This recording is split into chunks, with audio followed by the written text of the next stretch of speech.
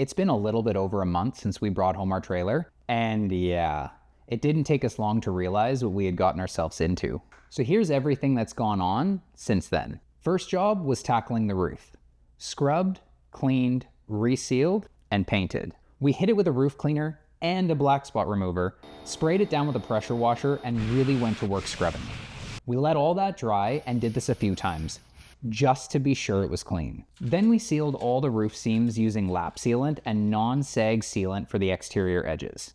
Finally, finishing it all off with 2 coats of roof paint to tie everything together and make sure this thing is truly waterproof. And honestly, it turned out way better than expected. Then it was the back wall's turn. We tore into it and yeah, you guessed it, we found more damage than we had hoped.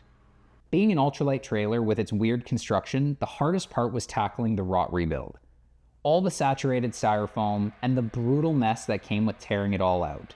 Then the waiting game to let everything dry. Rebuilding it, on the other hand, could have made for a really hard job, but thankfully, with some good sound advice, some insulation board, spray foam, and a few sheets of plywood, we're able to give it back its durability and make the space functional again. Now that all the rot's been torn out and it's basically been rebuilt from the frame out, we don't have to worry about this thing falling apart on us when we're driving down the highway. It definitely won't win an RV show, that's for sure, but it'll keep us safe, dry, and hopefully hold some ice packs for those long miles in the mountain.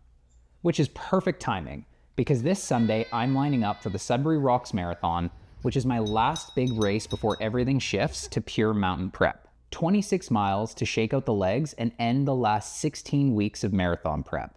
Then all that's left is to take the trailer out for a test run. After this Sunday, it's 67 days of elevation, long run, and getting everything dialed in for the Canadian Death Race. Stay tuned for some more marathon preps and to see if I can go sub 4 hours.